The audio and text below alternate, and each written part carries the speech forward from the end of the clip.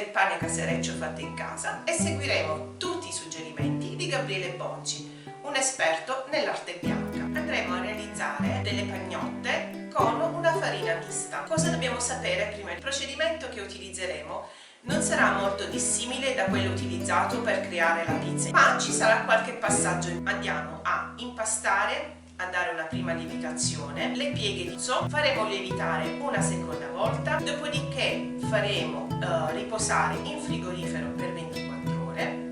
Il giorno successivo faremo acclimatare il nostro impasto a temperatura ambiente per qualche minuto, anche una mezz'oretta.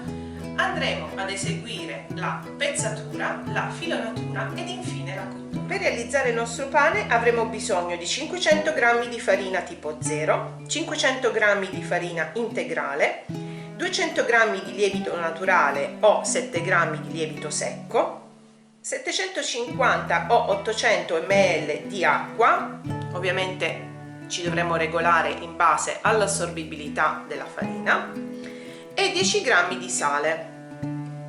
Nella planetaria per prima cosa andiamo ad inserire le farine setacciate ed il lievito.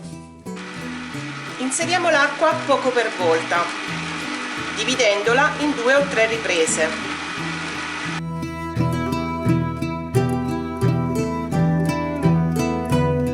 In ultimo aggiungiamo il sale lontano dal lievito, perché potrebbe inibirne la lievitazione. L'impasto risulterà particolarmente idratato, morbido e appiccicoso. Non temete, non avete sbagliato nulla. Prenderà forza con le famose pieghe. Lavorate l'impasto per almeno 10 minuti, sino a quando non sarà perfettamente incordato al gancio. Ovviamente queste operazioni potranno essere anche effettuate a mano, in una ciotola di vetro e lavorando con un cucchiaio di legno. L'impasto è pronto e possiamo trasferirci sulla spianatoia. Versato l'impasto sulla spianatoia lo facciamo riposare così com'è per almeno 10 minuti. Copriamo con un canovaccio di cotone pulito. Trascorsi 10 minuti l'impasto apparirà completamente rilassato, ciò vuol dire che si è formata la gabbia glutinica che adesso andremo a rompere e andremo a fare le prime pieghe di rinforzo che serviranno a far inglobare aria all'impasto e contemporaneamente ad asciugarlo. Per cui con i polpastrelli, come avete visto, io ho allargato delicatamente l'impasto. Adesso formo una piega prendendo l'impasto dal basso e lo ripiego a metà. Prendo la parte alta e la ripiego su se stessa. Giro di 90 gradi l'impasto e ripeto l'operazione.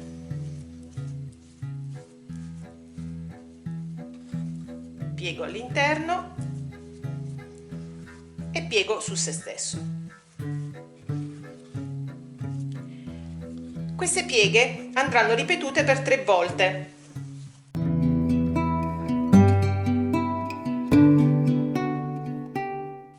Vedete come si appiccica di meno alle mani? Vuol dire che si sta asciugando. Ovviamente nel periodo estivo le procedure saranno più veloci, per cui essendoci delle temperature più torride l'acqua tenderà ad evaporare prima e non sarà necessario dare tante pieghe. Adesso lasciamo riposare per altri 10-15 minuti. Trascorsi gli altri 15 minuti ripetete nuovamente l'operazione. Le pieghe all'impasto dovranno essere date per almeno 3 volte, per cui lo sentirete sotto le mani, l'impasto dovrà risultare più asciutto e non attaccarsi più alla spianatoia. Vedete, è ancora umido, per cui io andrò avanti sino a quando l'impasto non sarà perfettamente asciutto. Questa è un'operazione molto importante da fare.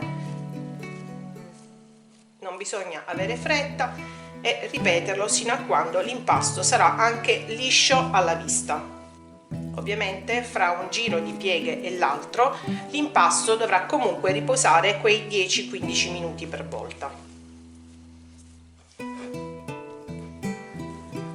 Una volta ultimato il giro di pieghe e vi accorgete che l'impasto non si appiccica più alle dita, cosa facciamo? Prendiamo una ciotola di vetro, ci mettiamo all'interno il canovaccio, ci mettiamo a riposare il panetto e lo copriamo con i lembi dello strofinaccio.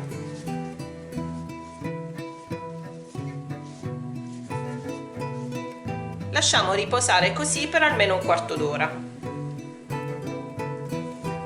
Trascorso questo breve tempo di lievitazione, copriamo con una pellicola la nostra ciotola e andiamo a riporre il contenitore nella parte più bassa del frigorifero e ce lo lasciamo riposare per tutta la notte. E siamo giunti alla quinta fase della lavorazione del nostro impasto. Trascorsa tutta la notte, ci spostiamo su una spianatoia, infariniamo e ci versiamo l'impasto. Con l'aiuto di un rocchetto porzioniamo l'impasto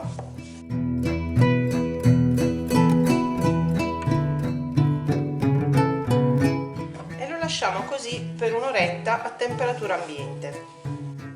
Adesso diamo forma al pane cercando di realizzare o un filone o una pagnotta, per cui diamo qualche piega .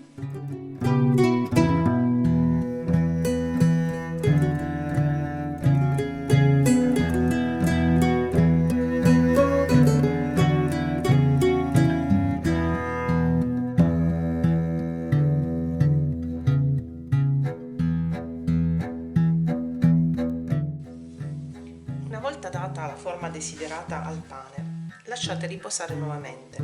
Potete risvoltarlo sotto, come nel caso di questa pagnotta, e dopo la seconda lievitazione praticare dei tagli che aiutino la fuoriuscita dell'aria, oppure lasciarlo con la piega rivolta verso l'alto.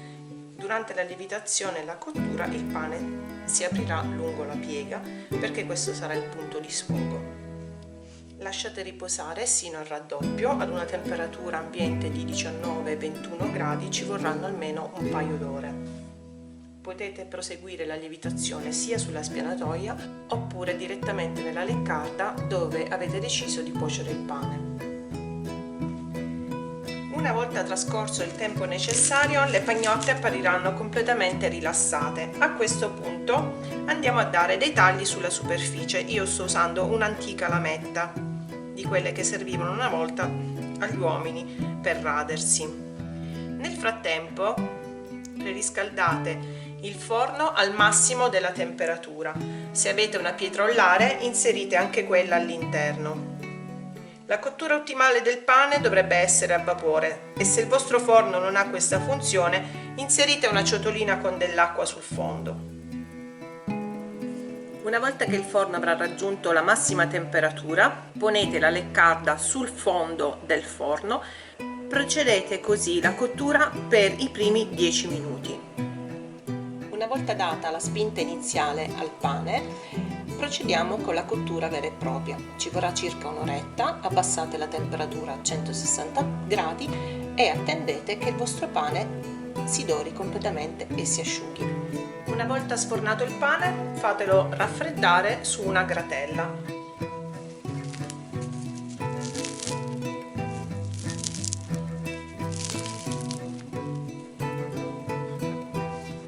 Adesso, per scoprire se il nostro lavoro è stato fatto bene, girate la vostra pagnotta, bussate sul fondo e dovrà suonare di vuoto. Questo vuol dire che la crosta è perfettamente asciutta e che anche all'interno la mollica è cotta. Se invece la pagnotta dovesse pesare più di 1 chilo rispetto alla pezzatura che voi avete deciso, vuol dire che c'è ancora tanta umidità all'interno. Per ottenere un pane di buona qualità dobbiamo partire dalla selezione delle farine, per cui dobbiamo scegliere una farina di ottima qualità. Seconda cosa, non dobbiamo avere fretta, per cui dobbiamo dedicare le giuste ore di lavorazione e di lievitazione. E in più dobbiamo stare attenti alla cottura, perché quella è la fase più importante e più difficoltosa. Adesso andiamo a tagliare il nostro pezzo per vedere all'interno com'è.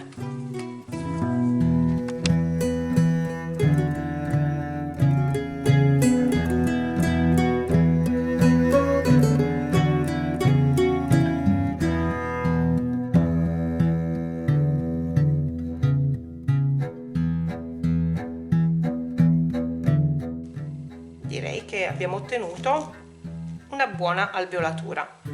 Se questa ricetta vi è piaciuta, ovviamente lasciate un like, esprimete il vostro parere attraverso un commento e, cosa più importante, iscrivetevi al canale.